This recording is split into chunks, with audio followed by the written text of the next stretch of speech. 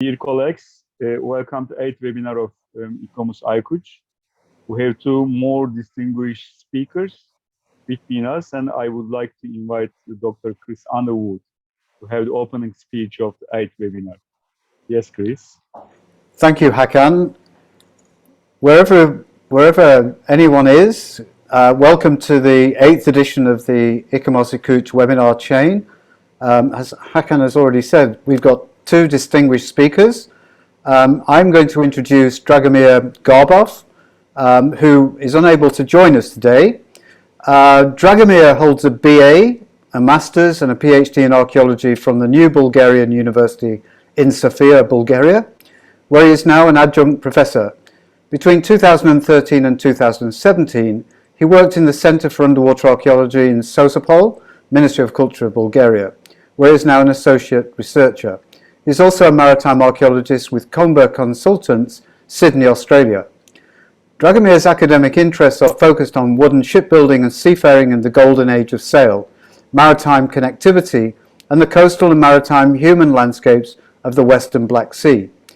Dragomir is a core member of the Black Sea Maritime Archaeology Project and directed the underwater excavations of the St. Nicholas Bay shipwreck in Shemoranets in Bulgaria in 2015.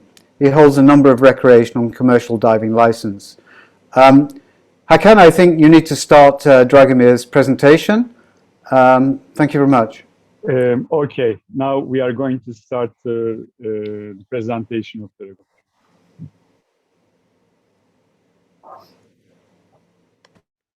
Hello everyone, it's a pleasure to give a talk at the ICOMOS ICUCH webinar. I wish to thank the organizers, Dr. Chris Underwood and Professor Hakan Önes, for providing me with this opportunity to present some of Bulgaria's fascinating maritime cultural heritage. I also wish to thank all of you for your understanding. My talk is unfortunately pre-recorded as it is currently 2 o'clock in the morning in Australia, where I currently live. I am happy to respond to any queries or comments on this talk by email, and my address will be provided at the end of the presentation. Before I begin, I also wish to acknowledge the traditional owners of the land I reside on, the Awabakal people of Newcastle, New South Wales. My talk today will be devoted to an aspect of the maritime cultural heritage and archaeology of the Western Black Sea.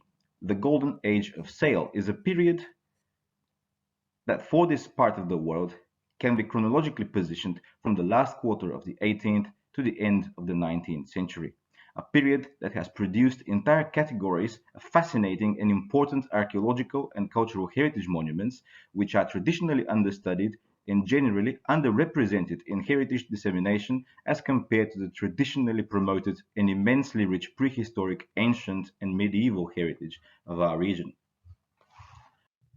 The talk is structured in several parts. I will first share a few thoughts on the Black Sea and the underwater cultural heritage management in Bulgaria. I will then introduce the historical period in question and present some of the principal archaeological and underwater cultural heritage sites and projects. I will discuss some new evidence that is now emerging, and I will share some concluding remarks on the meanings and significance of the sites and projects. It is a vast topic, and I can only present a fraction of it in the allocated time. So let's begin. The Black Sea is located in the southeast of Europe on the boundary between Europe and Asia. It is an enclosed basin that is connected to the Mediterranean and the World Ocean via the Bosporus Strait, the Marmara Sea, and the Dardanelles. It is very deep for its size, at 2,200 meters of water.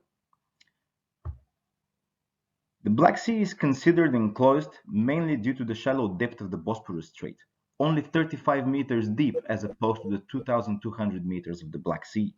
This also determines the water composition of the Black Sea basin, which is its most extraordinary feature.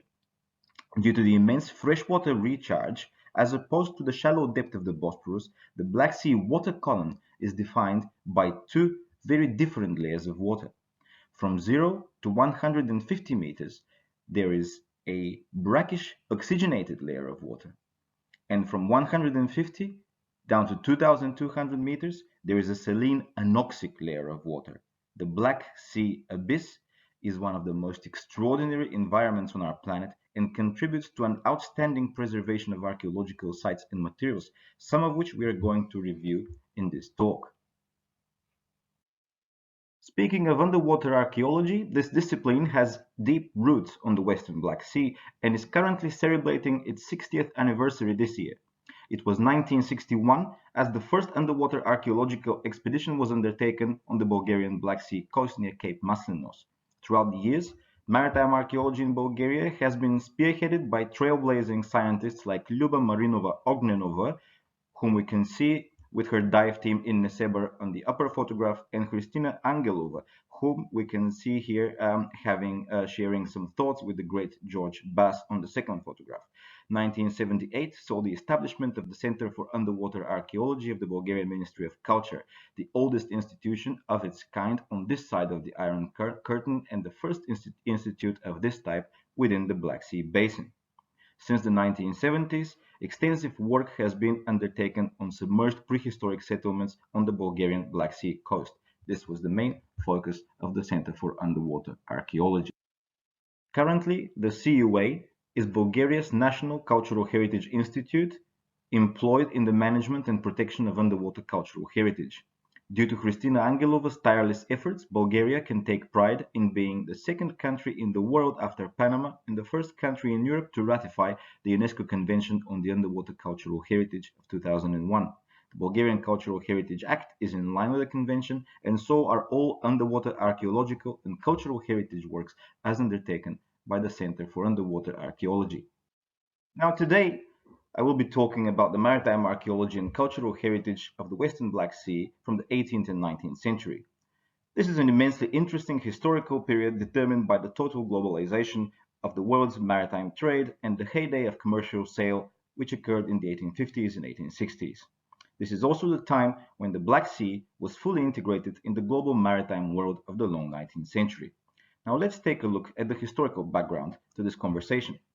You see, only a few years after the fall of Constantinople on the 29th of May 1453, the Ottomans were able to capture the entire circumference of the Black Sea.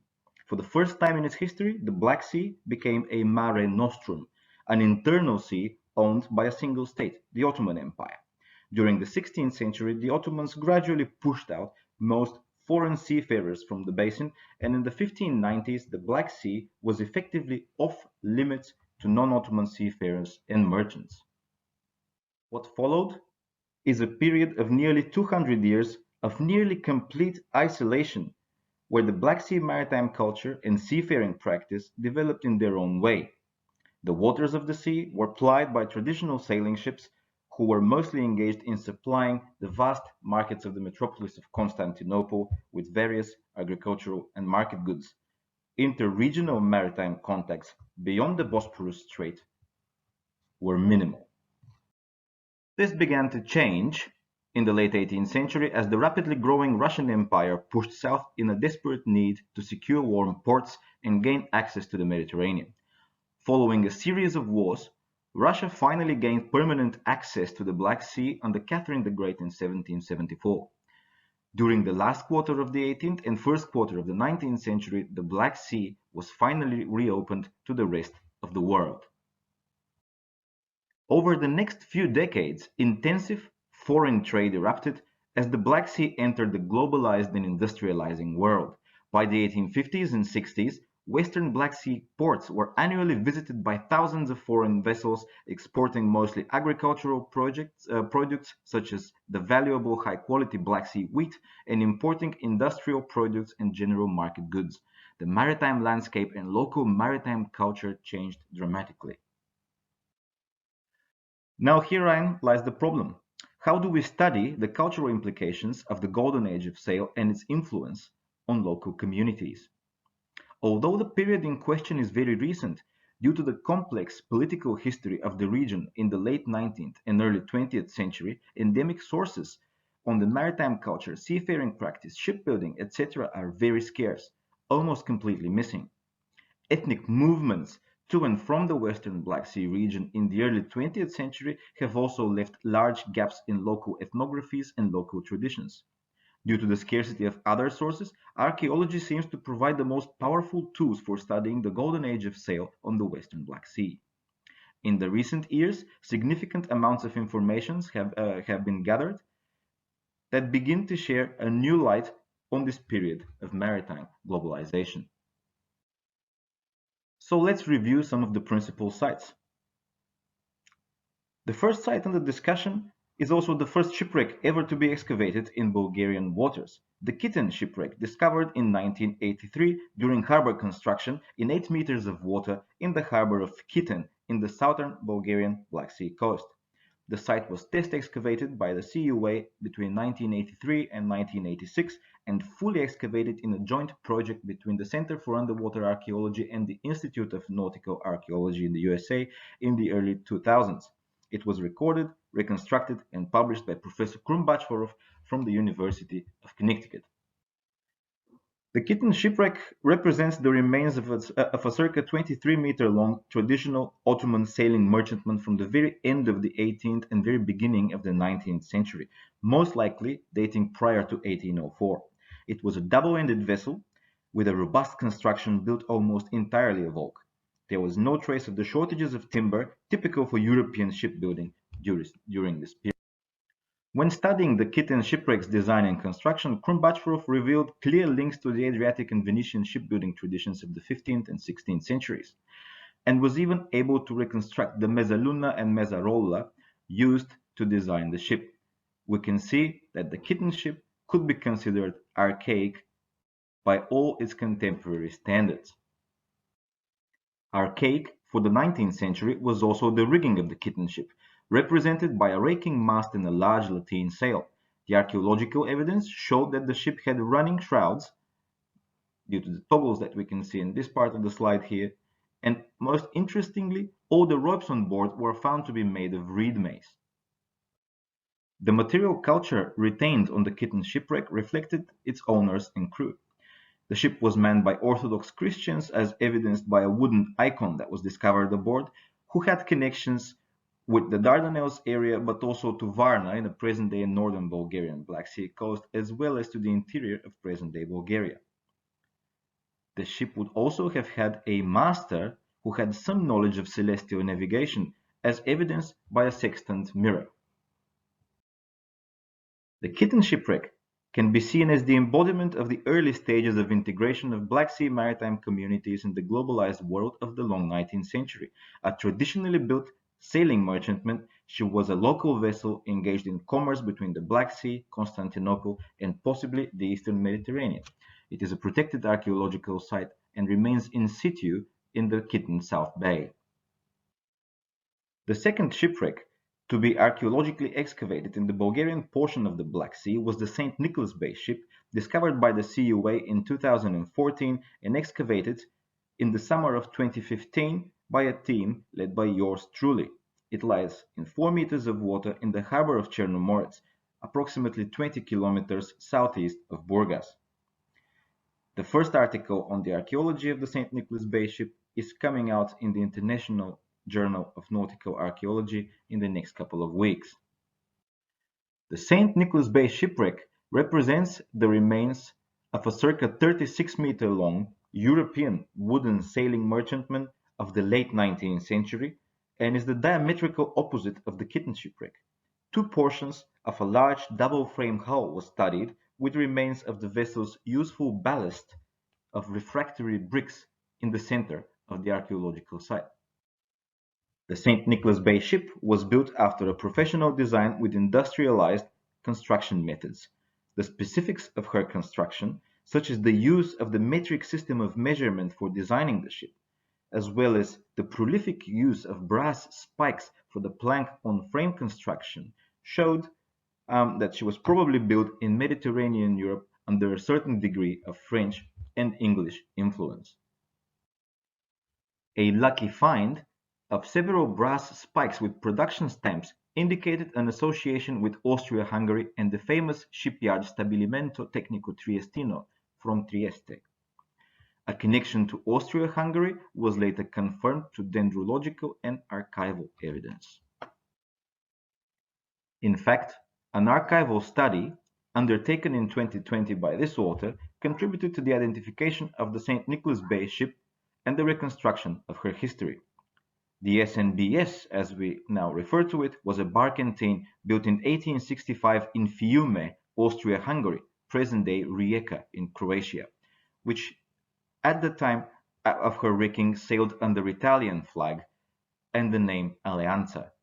It was reported as wrecked near Burgas on the 9th of November 1875. During her career, the barkentine Alleanza sailed between the Black Sea, the Adriatic, the Mediterranean, the British Isles, and France, and crossed the Atlantic to Buenos Aires on 2 occasions. This archaeological site embodies the final integration of the Black Sea within the globalized maritime world of the long 19th century. It is also a protected archaeological site and remains in situ in the Bay of St. Nicholas. Only a month after the completion of the St. Nicholas Bay shipwreck excavations, together with our colleagues from the University of Southampton, the Maris Center of the Södertörn University in Stockholm, and the University of Connecticut, we embarked on the now well-known Black Sea Maritime Archaeology project. This project was funded by the Expeditions and Education Foundation on behalf of the Julia and Hans Rausing Trust and aimed at studying sea level rise in the Black Sea and reconstruct the inundated prehistoric landscapes along the present-day Bulgarian shelf. We also found many wrecks. Relying on state-of-art technology such as the unique Surveyor ROV as developed by MMT, as well as the Supporter and Schilling work-class ROVs in 2016 and 17, the Black Sea Maritime Archaeology project recorded 65 wooden sailing ships on the Bulgarian Black Sea shelf, on the continental slope, and in the Black Sea abyssal zone in Bulgarian waters. All of these were fantastically preserved by the anoxic conditions of the Black Sea. Some of these wrecks were absolutely spectacular and first of a kind, making global headlines. On this slide, we can see some renders of some of our famous discoveries, such as an ancient Greek vessel from the late 5th, early 4th century, a 10th century Eastern Mediterranean sailing ship, probably Byzantine origin, a 13th century Adriatic, probably Venetian or Ragusan round ship, 17th century Ottoman ship with fantastic carvings. As these have seen quite a lot of attention lately, I chose to direct my talk to some of our underdogs. You see, 10 wrecks of the Black Sea Maritime Archaeology portfolio were found to be of European sailing ships from the late 18th and 19th centuries, which pertain to the topic of my current talk. Unfortunately, I have just enough time to show you 2 of these. The first one is a Mediterranean Bombard, a ketch-rigged vessel about 22 meters long that was discovered at a depth of 155 meters just at the turn of the Bulgarian continental slope. It is a fantastically preserved vessel. The site was recorded through archaeological geophysics and high-resolution photogrammetry, allowing for reasonably precise measurements on the hull. Just note the size of this mast. A vertical orthomosaic of the archaeological sites shows some of its distinctive features. Please note the gun ports and deadeyes on the port side of the vessel. A very interesting windlass comprising rope on the port side drum and chain on the starboard side drum, marking the transition from anchor cables to anchor chains and giving us an archaeological date in the first half of the 19th century. 4 anchors recorded on site, a bilge pump, a capstan with chain, and the ship's stern post with the rudder gudgeon still attached to it. A front view orthomosaic shows some of the features of the rig. Note the mainmast is rigged Polakar fashion to the top gallant, a characteristic feature of Mediterranean shipbuilding to allow the fast dropping of yards on deck in case of a sudden squall, a feature that we will see later on in this talk. Unfortunately, none of the yards of this vessel were present besides the jib boom and gaff jaw at the mizzen. Interpretation, we need to note that vessels such as this were the workhorses of the Western Mediterranean in the early 19th century. Hundreds of them were built and used most notably in the regions of Provence and Liguria. One of these has been very well documented in the historical record, the merchant vessel L'Avenant de Dieu, first drawn by Antoine Roux of Marseille around 1816, and then by his son, François Roux. Later, her lines were traced by Admiral François Edmond du Paris, the founder of the French National Maritime Museum in Paris. The hull of this vessel is of nearly identical shape and proportion to the Black Sea example. And an even closer parallel has been recorded by another artist from Marseille, the famous Jean Beaujean, whose depiction of a bombard is nearly identical to the Black Sea example. Note the identical rigging on the main mast, where both vessels have one main tree and a fitted topgallant mast. The number of gun ports is identical in both vessels, and this lithograph comes from 1801. We can therefore conclude that in our case, we're dealing with either a Provençal or a Ligurian vessel from the first quarter of the 19th century. The second vessel I'd like to briefly discuss is a schooner-rigged galleot from the mid-19th century. The vessel was discovered at a depth of 90 meters on the Bulgarian Black Sea shelf and is testimony to the fact that even at such relatively shallow depth, preservation within the Black Sea is already extraordinary. The masts of this vessel are still standing proud over 30 meters above the seabed. As the previous vessel, this vessel was also recorded using state-of-the-art geophysical and photogrammetric techniques, allowing for a very precise three-dimensional model of the archaeological site. A vertical orthomosaic shows us the principal features of this archaeological site. Please note that all spars and yards are present, including several spare spars on deck that she seems to be carrying. This seems to be an extra mast here. A very characteristic bow for Dutch galleots of the mid-19th century. As evidence for dating, please also note the hand winch abaft the ship's foremast, which suggests a date after the 1830s. Also, a very interesting hybrid Armstrong pattern, so-called windlass, which is a combination of a pump action mechanism with an anachronistic spindle-style windlass and must date after 1835. We can see the remains of a ship's boat on the starboard side. Also remains of the typical deck house for Dutch galleots, and we can see a view to the stern cabin where it seems that one of the portholes has been boarded up for bad weather.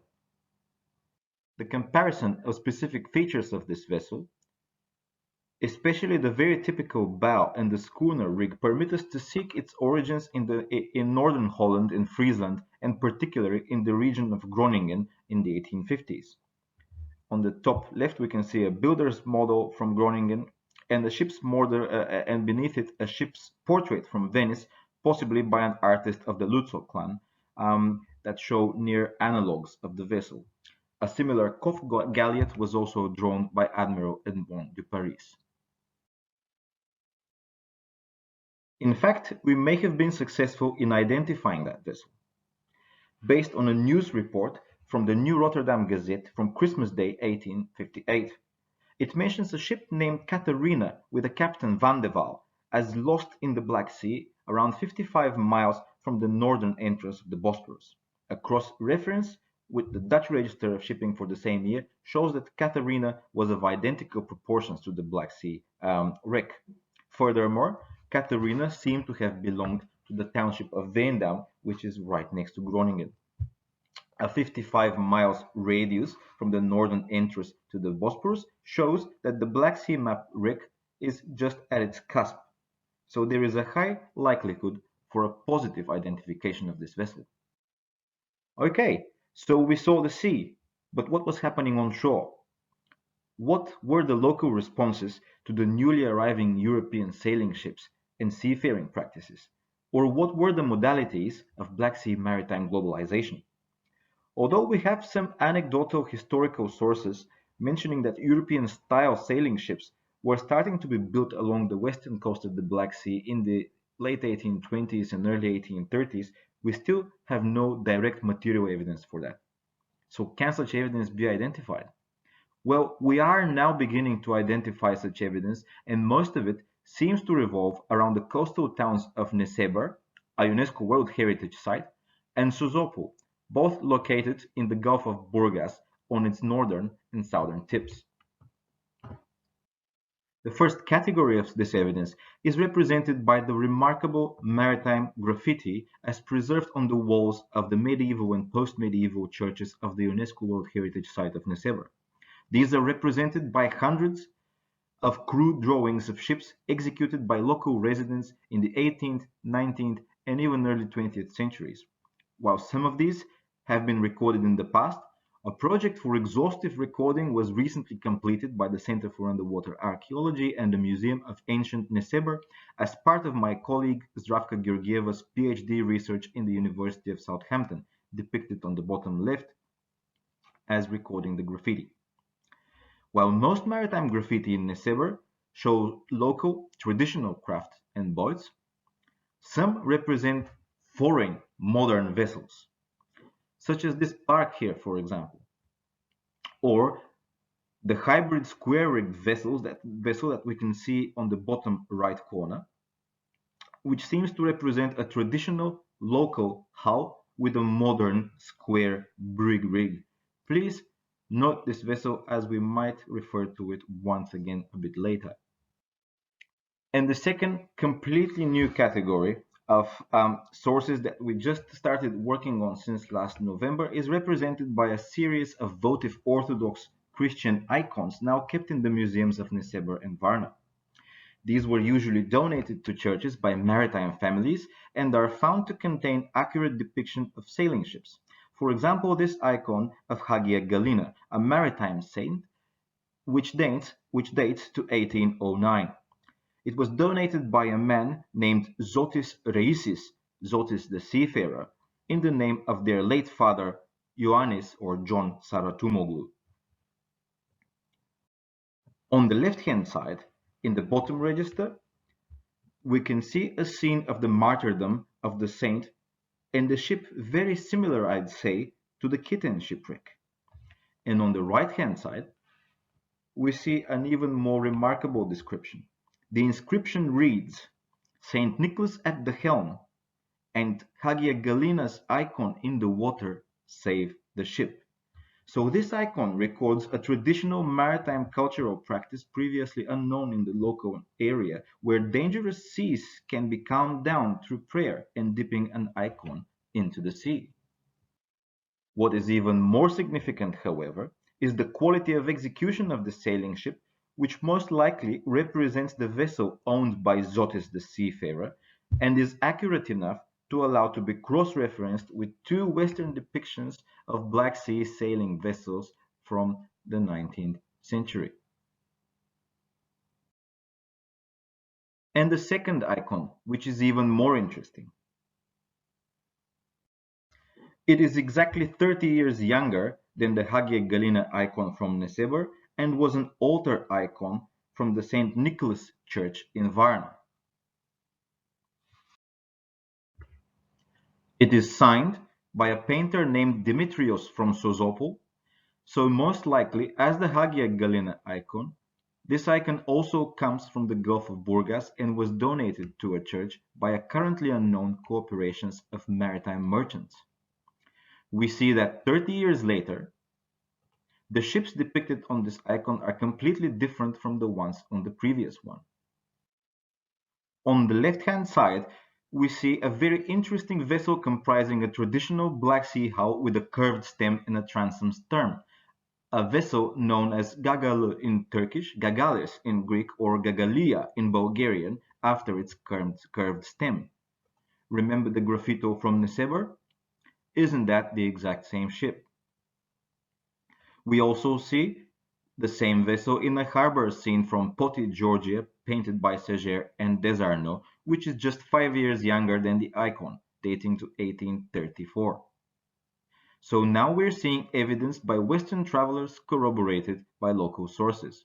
By the 1830s, Black Sea vessels were already receiving Western-style rigs. But how about the second vessel?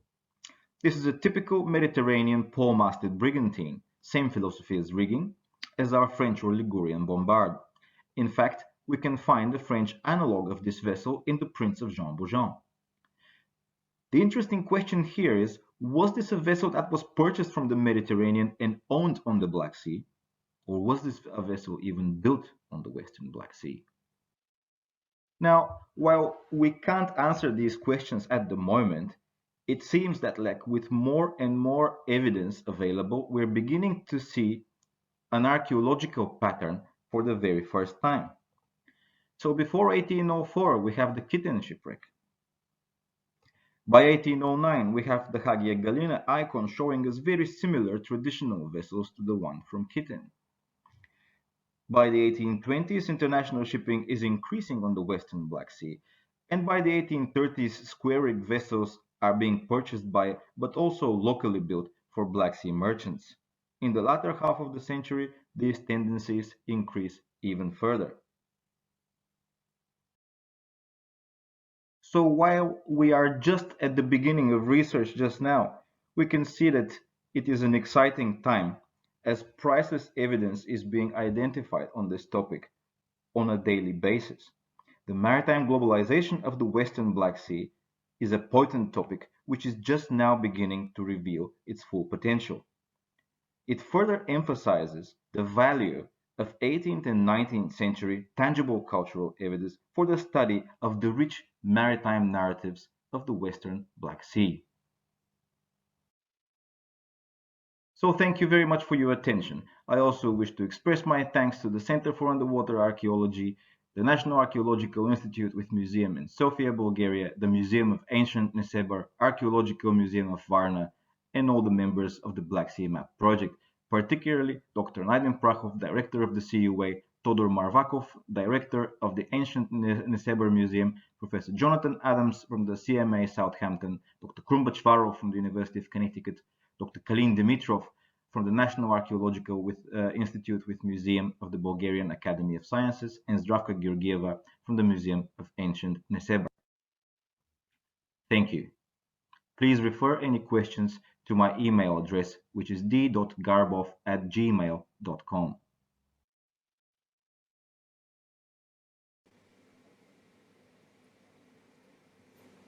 Yes, this is the end of the presentation of Dragomir. Chris, would you like to say something on this presentation? Well, for the sake of the recording, I'd like to record my thanks to Dragomir for such a clear and illustrative presentation of the maritime world within the Western Black Sea.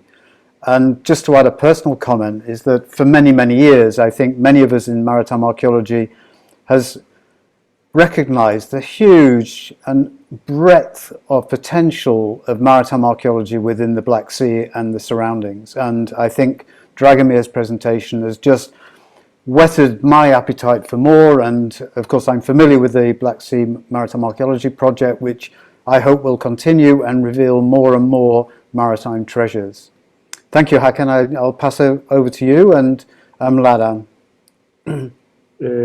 Thank you very much, Chris. And yes, I completely agree with you. It was very nice presentation. Now, the second speaker is our colleagues from Croatia, Mladen Pesic. He is graduated archaeology and geography at the University of Zadar in 2007 and began his career as a conservator and restorer of underwater archaeological material at the Croatian Conservation Institute. Since 2005, involved in many underwater archaeological field works. Until today, he is licensed SSI diving control specialist and was leader of a number of underwater archaeological research in Croatia. Since 2011, employed at the International Center for Underwater Archaeology in Zadar, which is UNESCO Category 2 Center, as head of the Department of Documentation and Education, where he was responsible for conducting underwater archaeology courses and currently working as the director. He is also a member of the Croatian delegation in third, sixth, and seventh meeting of state parties to the UNESCO 2001 convention. Yes, Vladan, welcome again. Thank you, Hakan. Thank you for inviting me. Thank you for the nice introduction. As you said, it is maybe a little bit long, but you can shorten it next time. I'm happy to be here, happy to have a presentation for you, and happy to be, let's say, a new member of ICOMOS ICUCH from this year. And I would like to thank this to you, Hakan, and to Chris for your effort and for possibility to let me join you, and of course all the other members that willingly took me in your crew, let's say like this. So I can start the presentation. I would also maybe like to comment on Drago's presentation. It was really interesting. Lots of different and interesting projects that are taking in Bulgaria, and I'm happy that we can see this in his presentation, and hopefully this will continue even in the next year. Not only Black Sea Map project, but the other projects that are really interesting and happening in Bulgaria. Okay.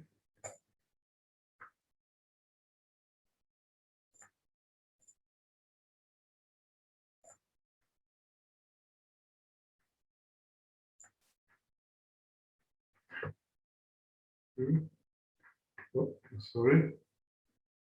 Do you see it like me or? It is coming.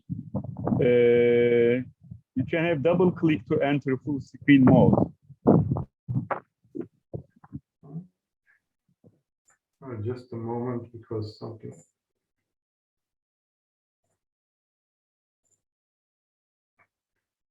I see it in a strange way, sorry. No problem at all, we have time.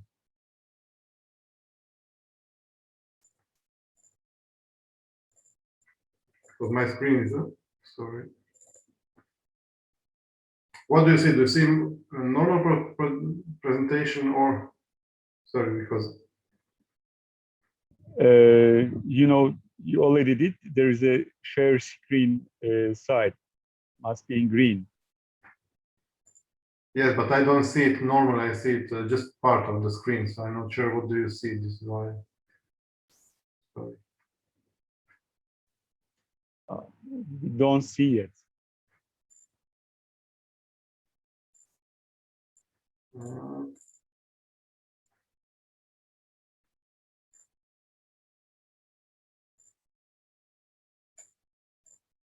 And now is it okay?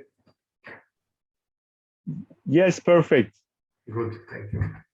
Okay, for the introduction, my presentation is going to be about protection of underwater cultural heritage in Croatia and some challenges that we are facing currently in Croatia.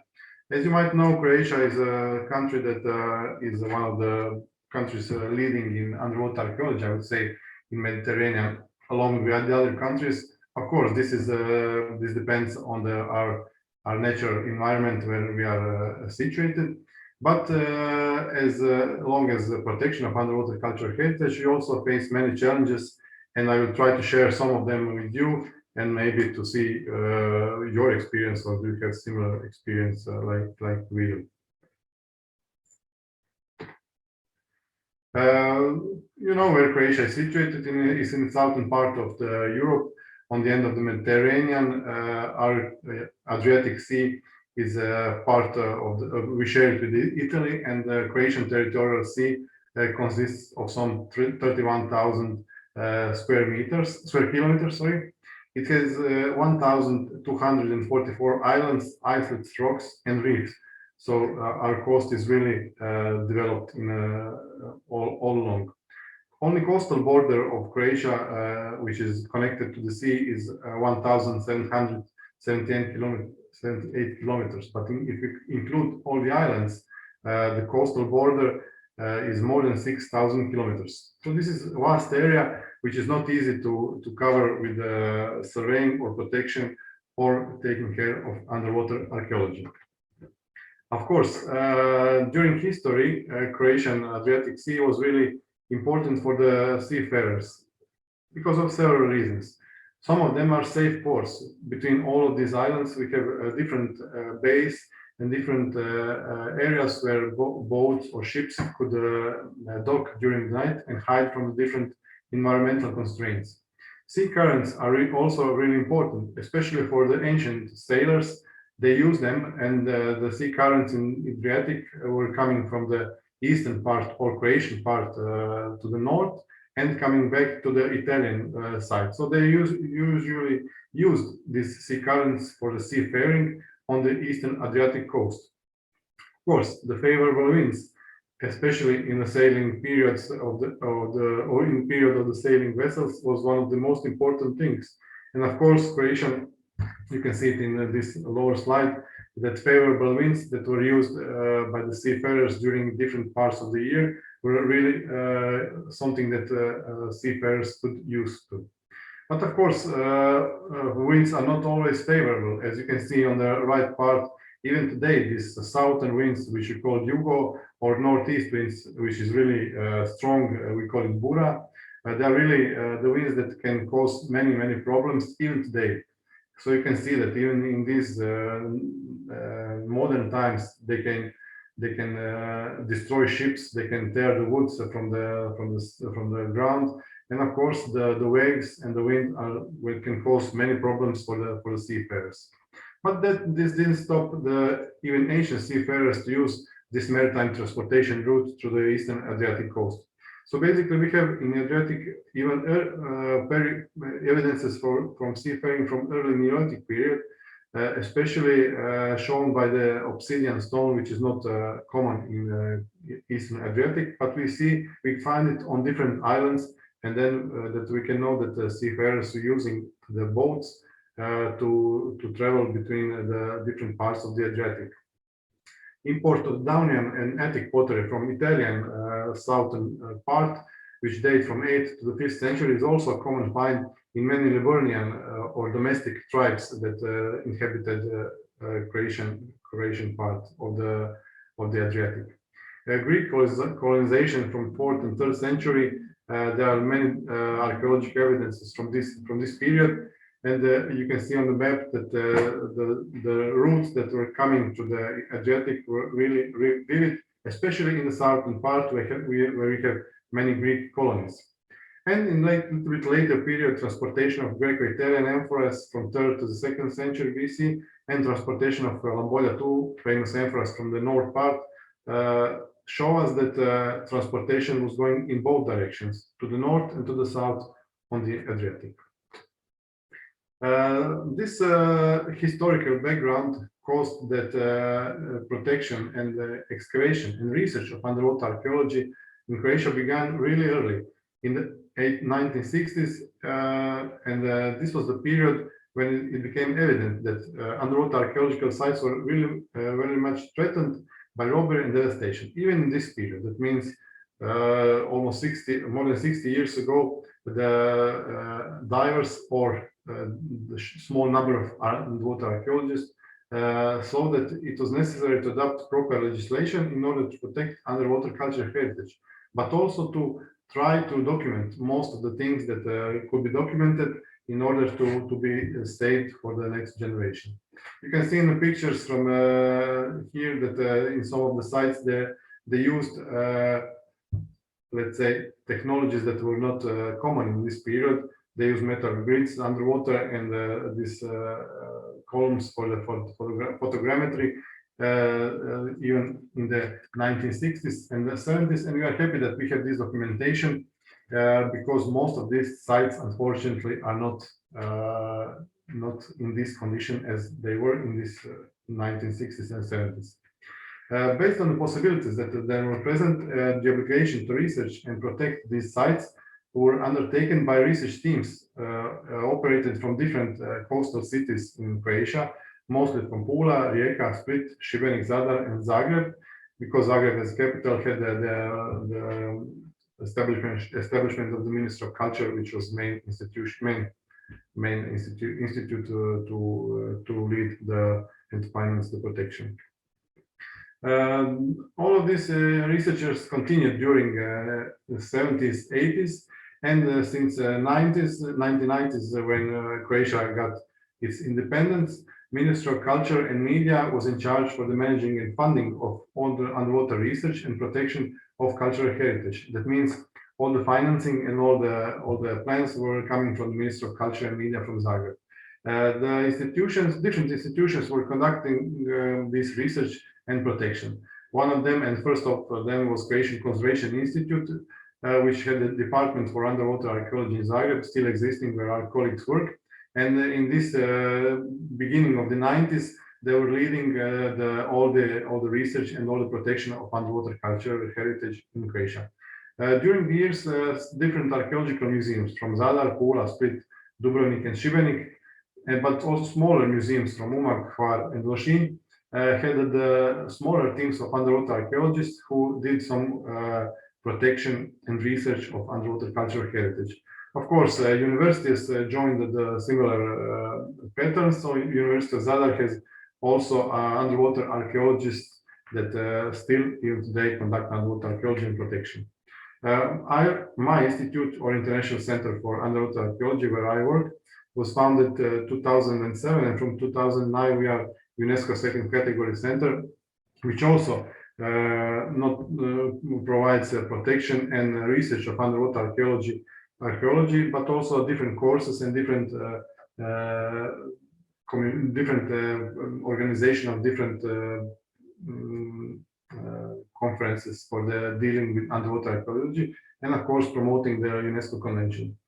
As Drago said, Bulgaria was the first country in Europe to ratify the convention, and I'm happy to say that Croatia was following Bulgaria as the third country in the world to ratify the convention in 2004.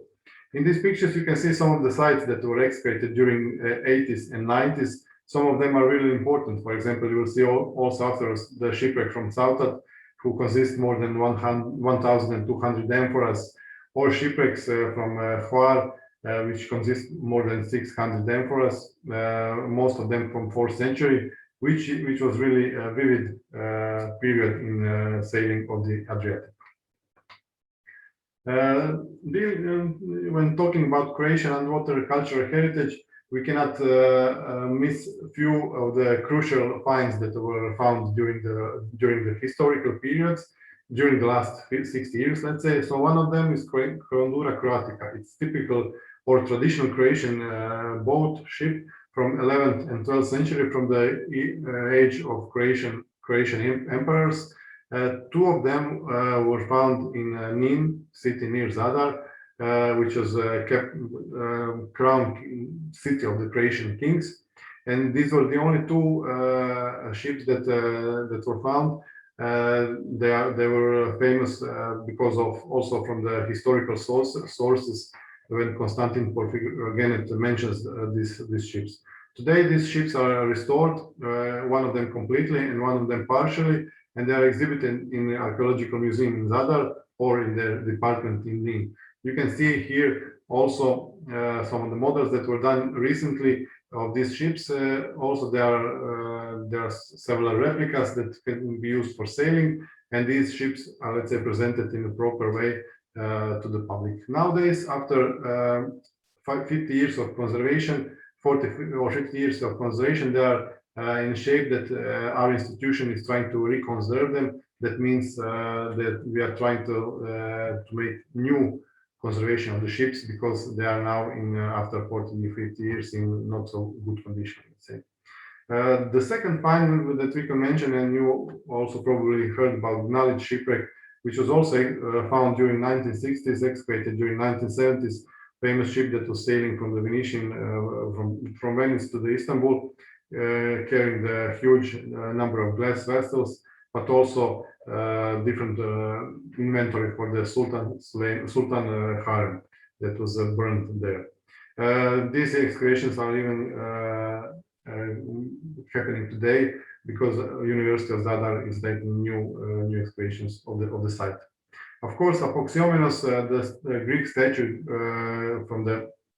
Greek copy of the Greek statue from the first century BC that was found near Lošinj island, Veloriole, in 1996 was one of the crucial finds that, let's say, made underwater archaeology popular again in Croatia.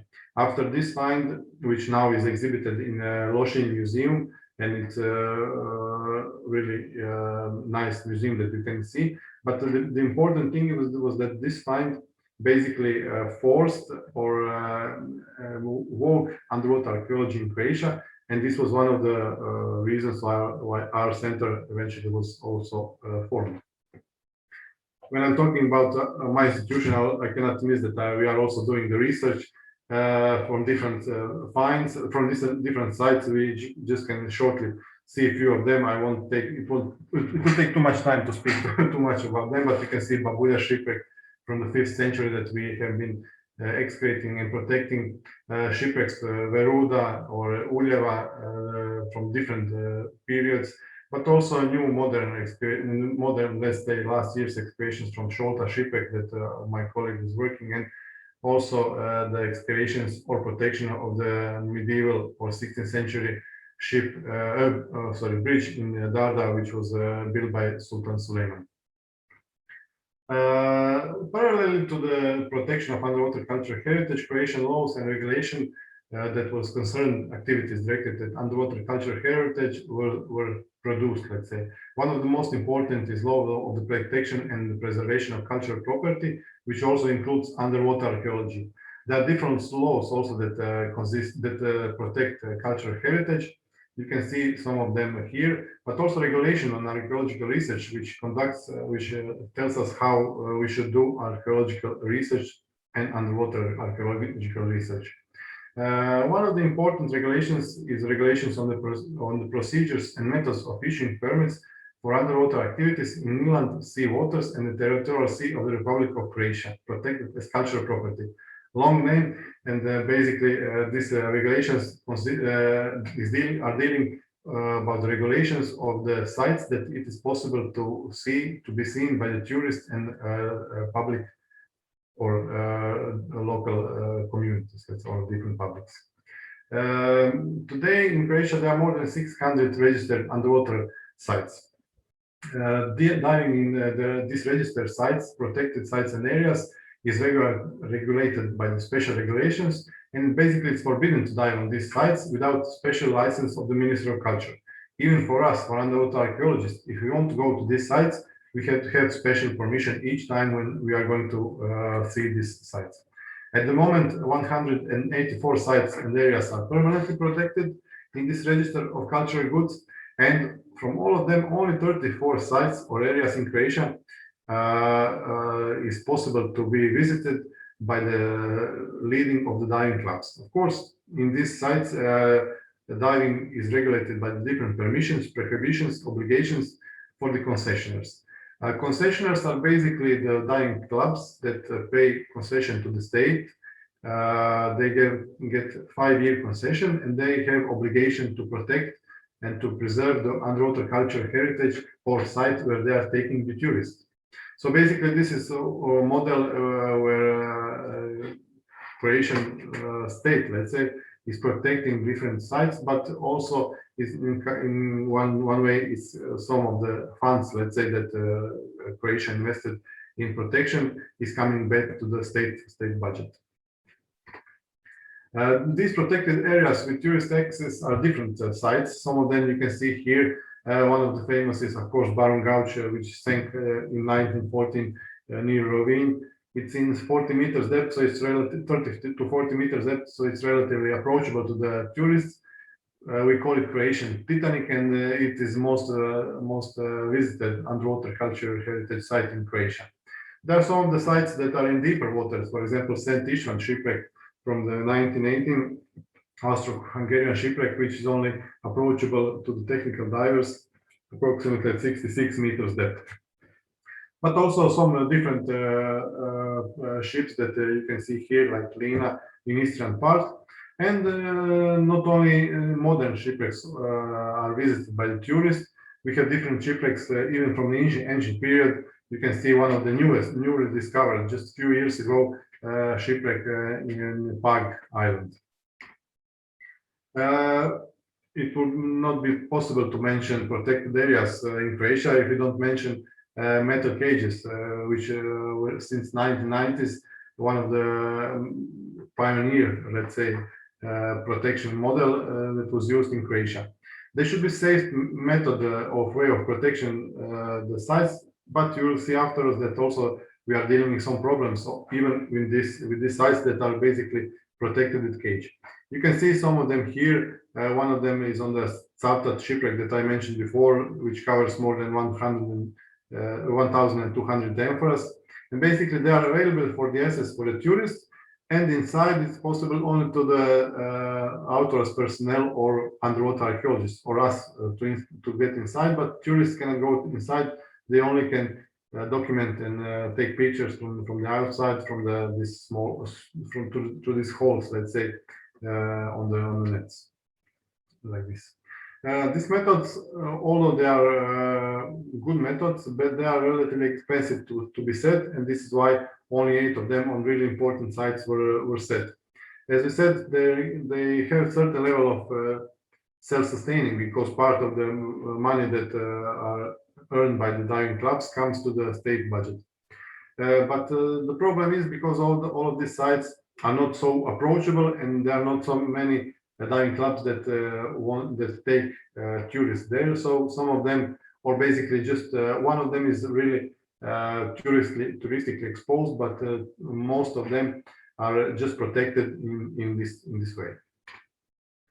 We are mentioning tourism in Croatia, and we have to say that it makes really 18% of gross national product in Croatia, and it's really important branch, especially tourism that is connected by the sea, because most of the tourists come to the sea, and really interest for diving is constantly increasing. As I said, there are 115 diving clubs spread all over Croatia, and maybe just 20 of them have concessions for different underwater cultural heritage. Annually, as we see here, number of divers can come up to 100,000, which is a number which is really impressive for our community. But this is not a number that can access all of the tourists to the diving sites. So basically, there are new ideas how to promote underwater cultural heritage to the wider public.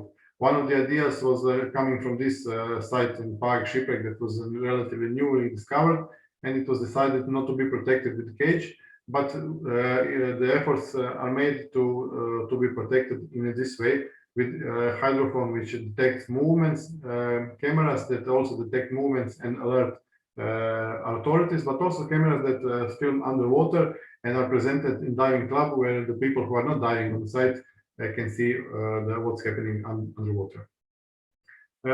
Different ways to promote underwater cultural heritage were also made within different European projects. For example, here in the Zadar area, in Bombard site where we are working, the bathymetry models were made from the different underwater structures or the piers, and according to this, different animations were set in order to promote it to the wider public. In some areas, as here in Visual Albania, Pula, where Croatian Conservation Institute was working, the efforts were made to make snorkeling tours in different Roman villa sites. But even today, with the technology, we're trying to promote this underwater cultural heritage to the wider public through YouTube or different medias that can be covered by the films. Okay, so challenges in protection that we can see here. We are going to talk just shortly about human factors. There are many challenges that we are facing for underwater cultural heritage, and I'm not going to tell too much about fisheries, trawling, or construction works, or even environmental factor. The thing is that I would like to mention is the human factor in this moment. In Croatia, in most of the restaurants or cafes or in different areas where they serve drinks or food, it is not uncommon fact that you will see many underwater cultural heritage exposed in a different way, as you see here. So the thing is that it is forbidden. And as you will see it, according to the Croatian law, it is punishable, but still this is happening, and this is something that we are facing each day. Some of these collections are private collections that could be registered to the state. As you can see it here, some of the collection in different areas are presented and protected in a way that it is a private collection that is that state protects, but it's possible to expose it in private, let's say, restaurants or or hotels. The thing is that this cultural heritage is not always it doesn't have good conditions to be presented or to be protected, because in these conditions you can see it without constant constant level of the moisture or constant level of the sorry constant level of the protection, it is not possible to maintain this for a long period. But these private collections are not so problematic if they are registered by the state. Even today, in in some of the Croatian some Croatian markets, people are trying to sell the cultural heritage. You can see it here that even today, these are pictures from the last several years that people are trying to sell in different prices, mostly amphoras, which are of course the leitmotif of the underwater cultural heritage. Some of them are preserved properly, but some of them can be sold here. As you can see, this one is selling for 70 euros because it's broken. And it's broken because it did not pass all the process of the sterilization and protection of the goods. Of course, police is doing the job, and some of these looters are caught during last years, but this is not enough. And as much as we see, constantly the underwater cultural heritage from the sea bottom is disappearing. As you said, the Croatia legally protects and preserves the cultural property. You can see here that some of the articles from the law of the protection and preservation of cultural heritage is that it states that for the persons who put in direct danger of damage or destruction of cultural properties, or who does not stop the execution of works when encounters the archaeological site, or performs archaeological and underwater archaeological excavations without legal provisions, or performs or organizes underwater activities, they could be punished with different punishments. Most of them, according to this law, is the punishment for the money. And for the individuals, it's really not such a big punishment, because, as you can see, it could be up to 2,000 euros. And the amphoras that we saw before are selling each one for 2,000 euros. So people are using these models to even today to act not according to the law.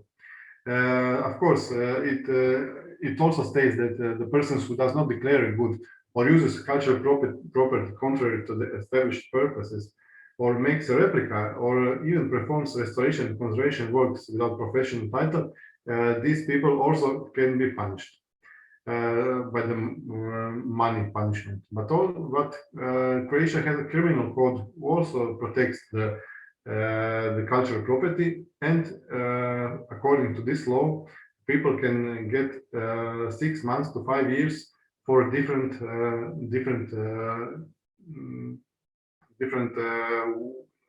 ways if they are caught in damaging or destroying or export and transfer of the cultural goods, but even for conservation and restoration of the archaeological and underwater archaeological finds if they don't have the license.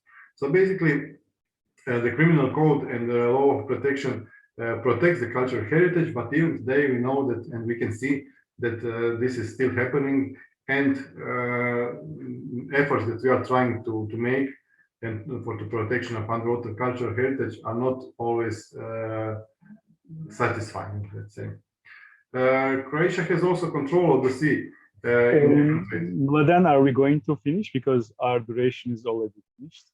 Yes, I can finish in 2-3 minutes if it's. Do you have time or no? Okay, 1 minute. 1 minute, okay.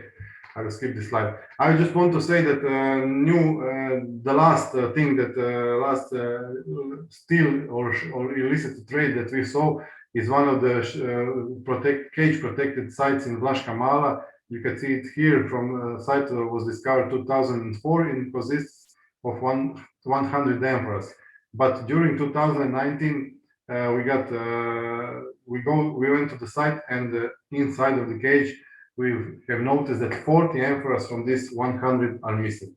This is something that is we call it organized crime, and of course police actions were started for this, but unfortunately the robbers did not get stole. So basically, I could finish with this. I just wanted to say that even for now, after 20 years of UNESCO convention and different laws that we are obeying, we are still facing the threats of underwater archaeological heritage and the looting that's still happening.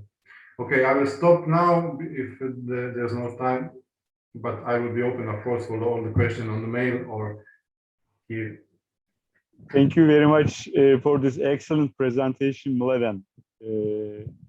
Yes, we have learned many things about the Croatian underwater archaeology, and probably Athena is trying to ask a question. Athena, you can ask, or you can also write. Up to you. Thank you, Hakan. I don't have any particular questions for Mladen, but it's really exciting to see all the work that's been going on. I've been working in Montenegro a bit, and we're just finishing the publication now. So we're really looking forward to seeing how the data from the southeastern Adriatic really compares to the amount of data that you're producing in Croatia. It's really fantastic to see. So thank you for this really encompassing lecture. Thank you, Athena. Thank you, Athena. Is there any other question?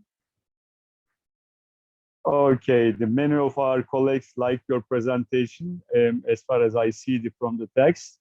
And thank you very much again, Mladen, and welcome to ICUCH, by the way.